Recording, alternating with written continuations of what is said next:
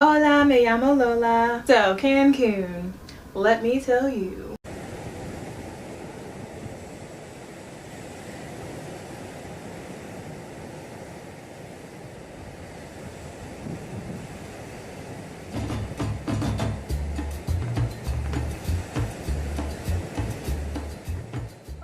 Alright, so this was my first time using my passport. I know. Super exciting. I've been to Mexico before, lots of times actually. When I was in college, we used to drive from San Diego, where I'm from, to San Ysidro, park our car, and then walk across the border. And then from there, we would just catch a taxi to Revolution Street and go clubbing.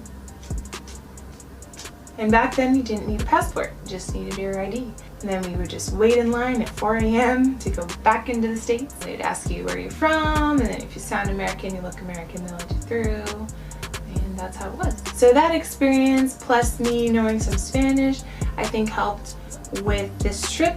It wasn't a huge culture shock for me, but some things that were different are what I will tell you about now. So arriving to Cancun, getting off the airplane, going through customs, that was something a little bit different, even though I've been through the customs coming from TJ back to San Diego. This one was a little different, you know, because I got off the plane, have my luggage with me. So first thing to note, when you get off the airplane, you gotta fill out this temporary passport thing that you have to keep with you. Don't lose it because you need it coming back. It's just a piece of paper, so it's probably easy to lose. So walking towards the exit of the airport, kind of bombarded with people asking you if you need a taxi, but I had a shuttle scheduled, so luckily I could say no. But then of course, almost on my way out, I did get into a conversation with a guy who essentially I think was trying to get me to buy, you know, like tickets to a tour or something like that. You know, I wanted to use Wi-Fi and be polite, so I spoke to him for a few minutes, but I had no intention of buying anything because I was going there to meet up with my cousins and we already had stuff planned. But just be prepared for that. Don't be thrown off. Everyone is just trying to make a buck, so you're gonna get that a lot there with the shuttle. And it's just like using the shuttle here. So I get to my hotel. I stayed at the My Fair Design Hotel, which was right across the street from where my cousins were staying, which was the Dream Sands Resort. I won't really get into my hotel too much. I wrote a review on Expedia, so I guess that was my place to vent. I wouldn't recommend that hotel, like, let's just put it that way. Kind of smells like sewage when you get there. I guess if you're curious about it, you could always look up reviews, which is something I didn't do, and I just looked for the least expensive hotel that was closest to where my cousins were staying. I wanted to stay where they were staying, but the prices there were really exorbitant. I didn't realize at the time that it was an all-inclusive resort, so the pricing makes sense to me now, but at the time I was like, no, I'll just stay across the street. But my mistake was not reading reviews, and I still haven't read reviews for the place, so I don't really know what people are saying. I mean, I'm sure there are worse out there. Another thing about that hotel is they didn't have phones in the room, so if you had a complaint or you needed assistance, you had to actually leave your room and walk all the way to the front. I don't know how most hotels are there. I just know the two that I went to and the one my cousins were staying in had phones, but it was also an all-inclusive resort and it was really nice. So potentially maybe the nice hotels have phones in the rooms and maybe the less expensive ones don't. I'm not sure. My phone did work there. As soon as I got reception, once I turned on my phone after landing, I had a text from T-Mobile saying, actually, I think I still have it.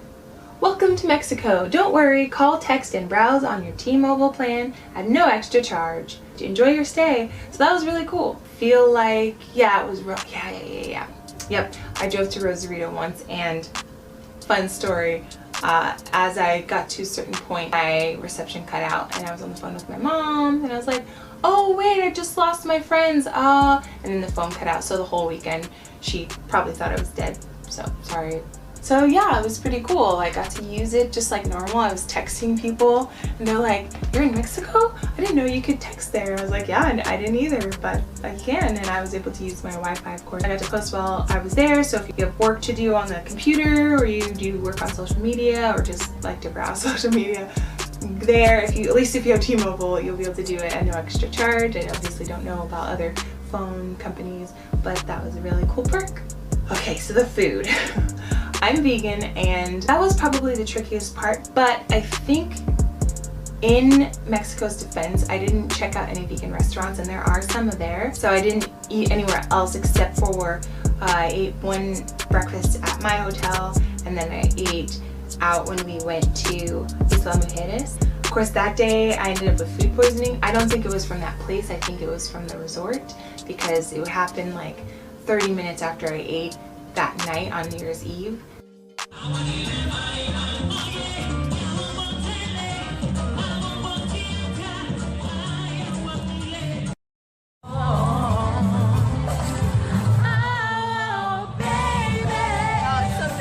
So I've been sick all day, and my aunt just brought me fruit. I've been in bed sleeping all day. Happy New Year! So I don't think it would have taken that long for me to feel sick from having eaten at the restaurant like the middle of the day. So, you know, on the resort there are different restaurants. Everywhere I went, I had to explain to the server, soy vegana. Actually, I kept saying soy vegano, and I realized after I came back I was saying I'm a male vegan. Soy vegana, I should have said. And then I would have to explain to them what I don't eat, because even here, like, people don't really know what vegan is, and so you have to list what you don't eat. Rather than saying what you can eat, you should say what you can't eat, because otherwise you'll end up with something you don't eat. Like at the place where we ate during the day on New Year's Eve, they ended up putting butter on my tortilla, even though the guy, I spoke to him in Spanish, I told him what I don't eat, and he said it would be fine and they wouldn't put anything on it. That was the day I learned mantequilla, which is butter, because I didn't remember that word at the time, and so I didn't list that on the things that I don't eat, this like long list of things that I say that I don't eat. Soy vegana, no como carne, leche, queso, and now mantequilla, manteca de cerdo, which is lard, miel, which is honey, huevos or eggs. At some point there was a place that had crickets in one of their dishes. So that day I learned the word for crickets. Of course, I've since forgotten. Don't think I'll ever have to use that one. Oh, pescado, fish.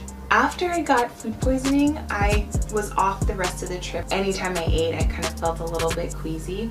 So if you are vegan, I don't recommend staying at an all-inclusive resort unless you're totally content just eating raw fruits. I ended up eating French fries a lot, and I was like, well, potatoes. Something else to note, everyone there expects a tip. So even if you're at an all-inclusive resort, bring money to tip your servers. Bring money to tip the person who brings your luggage to your door. You know, you want to have a lot of $1 bills on you. In fact, if you ask for change, you'll get a bunch of ones. If you hand someone a 20 and ask them for change, they'll give you $21 bills, because they know you're going to use it for tips. You don't even have to say it, they just do that. It's good to come to Mexico with cash on you. And a trick I always did was I'd hide it in different places on my body, because, you know, if you get robbed, then they can't get all your cash. I've never had any issues with that, but better safe than sorry. Everywhere we went, they took American money, but some places might not, so you want to make sure to find that out.